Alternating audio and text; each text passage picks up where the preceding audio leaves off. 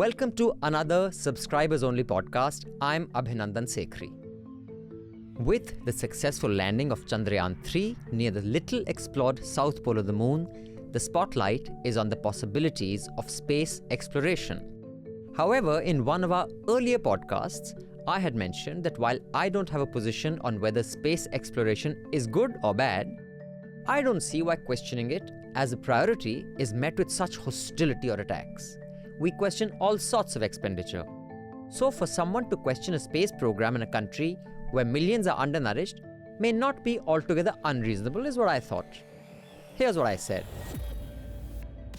इस स्पेसिफिक चंद्रयान के बारे में मैं इतना जानता नहीं कि मैं इस स्पेसिफिक पर अपनी राय रखूं, लेकिन जनरल जो आपने बोला, जितना मैंने सुना और पढ़ा और देखा है, चांद पे पहुंचने का कुछ अब फ़ायदा है नहीं. इसीलिए अमेरिका ने भी पिछले आई थिंक 48 ईयर्स से कोई यूनो मिशन नहीं भेजा. Apollo 13 was the last one, आखिरी अपोलो 13 है, उसके बाद तो कोई नहीं गया, क्योंकि वहाँ अगर वो उन्होंने भेजी थी इतनी मिशन, कुछ मिला नहीं, कुछ फ़ायदा था नहीं. अब होता क्या है कि जब आप साइंटिफिक एडवांस से एक डिपार्टमेंट में करते हैं, उससे बहुत ज़बरदस्त चीज़ें निकल आ सकती हैं. जैसे कि हम आज एग्जिस्ट इसलिए करते हैं क्योंकि यूएस मिलिट्री ने एक तरीका निकालना था, और यूएस एकेडमिक सर्कल्स ने भी, भाई यूनिवर्सिटीज़ के कंप्यूटर को कनेक्टेड रखने का, तो इंटरनेट वहाँ से उभरा. मेरे ख्याल से मून पे जाने से ऐसे कोई फ़ायदा है नहीं. कमर्शियल फ़ायदा है अगर इंडिया एक ऐसा हब बन सकता है जहाँ हज़ारों करोड़ों खर्चने के बजाय हम सस्ते टिकाऊ में सैटेलाइट भेज सकते हैं, तो फिर एक वो बन सकता है. उसके अलावा मुझे इतना idea. Now this was met with emails expressing disagreement and even disappointment. While some said so politely, some were firm yet civil, which is a Newslaundry subscriber quality. So you guys actually said, Abhinandan, I don't think so. Of course, non-subscribers though went so far as to call me all sorts of other names, which is perfectly fine. But you see, the Newslaundry community is all about engaging with ideas different than ours. Such conversations where you are exposed to different perspectives and new information is where you change your mind. And even if you don't, you learn something new. And that is what led to the idea of doing this episode. It has been put together entirely by and with Newslaundry subscribers. Each person you will hear on this podcast has been introduced and made available to us through Newslaundry subscribers. In some cases, it is one of their relatives. This includes a scientist and former director, Project Program Planning Management, PPPM, of ISRO. That's right. This is the father of a thoughtful Newslaundry subscriber, Ambili Nair, who also helped put together the Singapore Subscribers Meet. Thanks, Ambili. I hope you and your dad are listening to this. Through their anecdotes and others and experiences, we look at the journey of ISRO, from its humble beginnings spearheaded by the vision of Dr. Vikram Sarabhai, to this year's moon landing and plans for the future. So let's talk about ISRO and Chandrayaan. 6, 5, 4, 3, 2, 1, 0.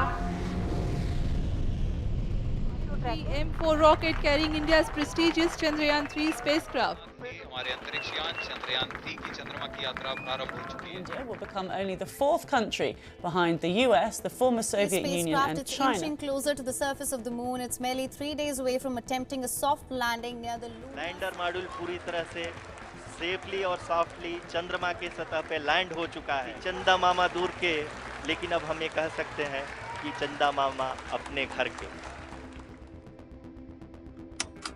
So it is not just a nationalistic or patriotic pilgrimage to the moon. It's actually something that's going to help people on Earth live better. When the first SLV mission, for which project director was Dr. Abdul Kalam, SLV 40 crore project. When SLV first launch failed in Sriharikota launch, the entire media and press sieged, shouted at Professor Dhawan, chairman, in the poor nation like India lost 40 crores in Arabian Sea. Unfortunately, our budgets don't work like that. So there's no guarantee that if you take away the budget from space, it's necessarily ending up in development, because the priorities are not competing between space and development. We have developed technologies which are marginally costed and which is accessible to the common man, and which can be done with a shoestring budget.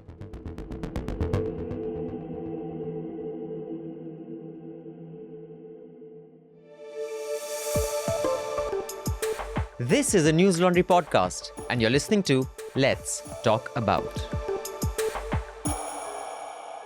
While the ISRO we see today is synonymous with space travel, as it rightly should be, few are aware of the role the organization played in developmental communication. Now, if space travel is what ISRO is all about, is that an end in itself or a means to an end? And are the end benefits incidental or intended, tangible or intangible? The answers were a revelation to me, at least. Which is why I say everyone should talk to Newslaundry subscribers. You'll learn something new from this amazing bunch of people. Let me start first with ex-director of ISRO, that's right, E.K. Kutty. I have worked very closely with ISRO in its corporate setup, in its headquarters, and had, although I was very junior to begin with, I had access even then itself to the very top and the policy making system of ISRO. As I see it, when I joined, ISRO was just in its establishment phase, and very beginning itself, Professor Sarabhai had laid down what is the pathway, roadmap for ISRO. He was very clear, it is for the benefit of common man. What common man is looking for?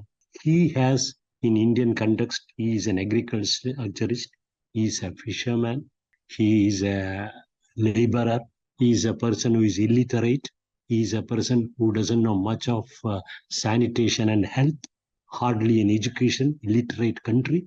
So this was the objective with which space began. That's interesting.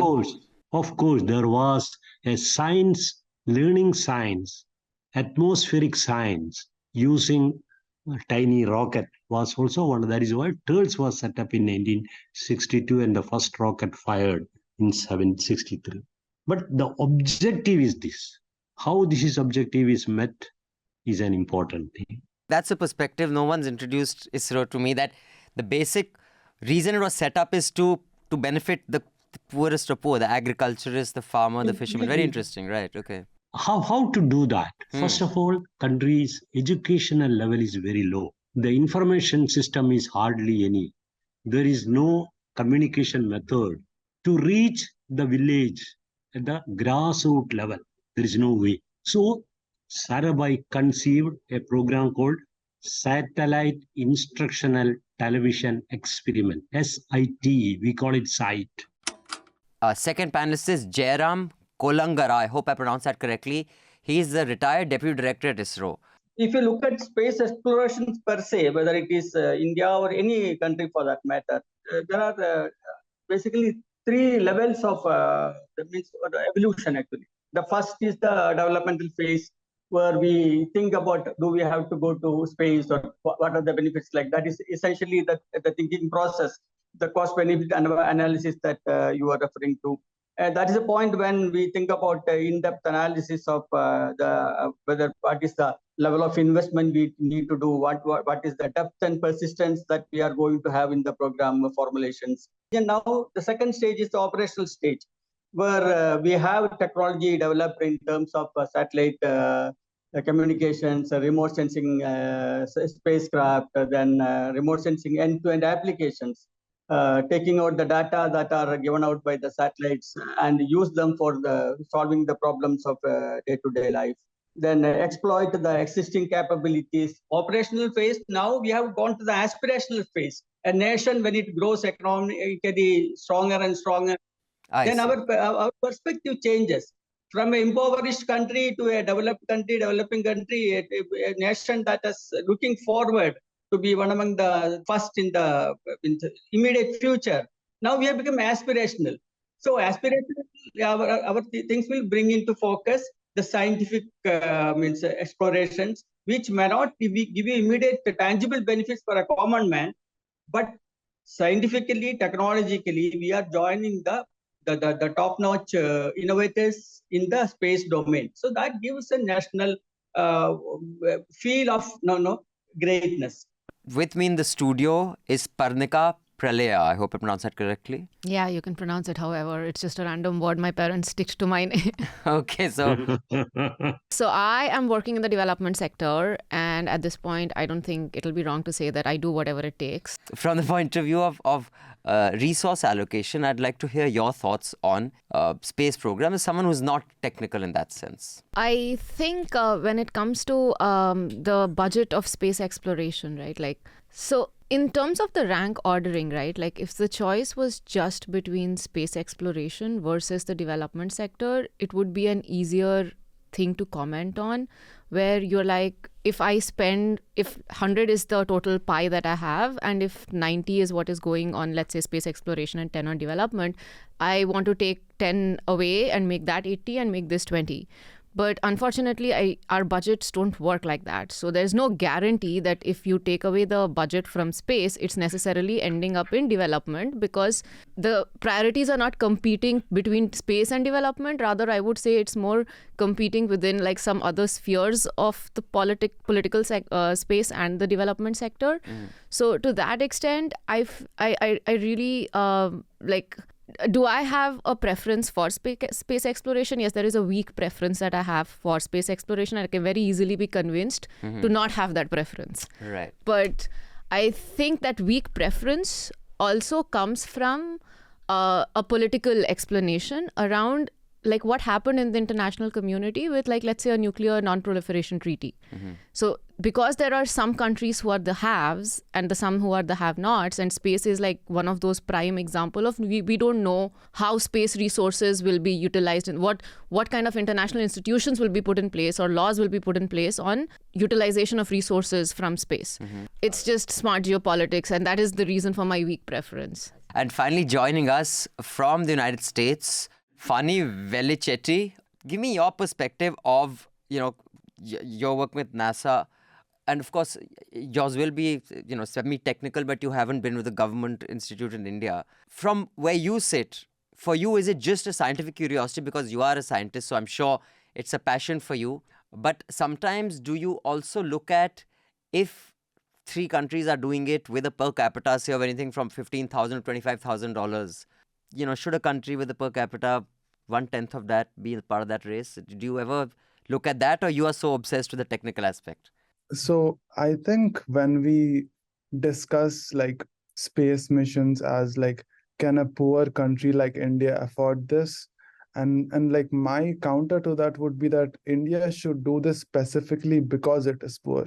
So like the facts are that when missions like Chandrayaan-3 happen, it is not just a singular country mission. Even though we launched it, we've had like a lot of collaborators, international collaborators, right? So these collaborators and collaborations like help like Earth-based satellites in the long run.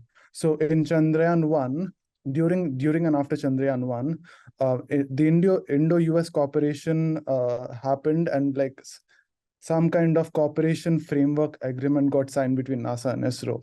And what these things do is they lift like international traffics in arms regulations. And what that does is like a person like me who's an Indian citizen can work in like European or American space organizations without being overburdened by regulations.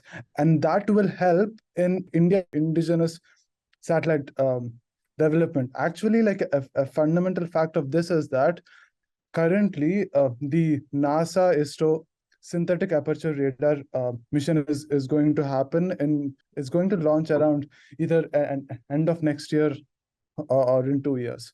So NISAR is a synthetic aperture radar mission. It has massive implications for the natural resources we have, and it has like predictive and data capabilities for like earthquakes, floods, disasters, and our forest cover, like rain and floods, etc. So like the point is that these space explorations and these like what like some critics may call like grandeur and unaffordable space missions actually are one, affordable, and two, actually benefit in Indian society in terms of the data they give through their collaborations. So it is not just a nationalistic or patriotic pilgrimage to the moon. It's actually something that's going to help like people on Earth live better. So this is just a sneak peek because this episode is behind the paywall. And if you want to hear the entire episode of Let's Talk About, subscribe to Newslaundry, support independent media, support Newslaundry. And if you do pay for Newslaundry and pay to keep news free, not just this episode, you will get to hear all the episodes of Let's Talk About, and we have many really interesting ones that you will enjoy. Journalism at Newslaundry is powered by the public, because when the public pays, the public is served.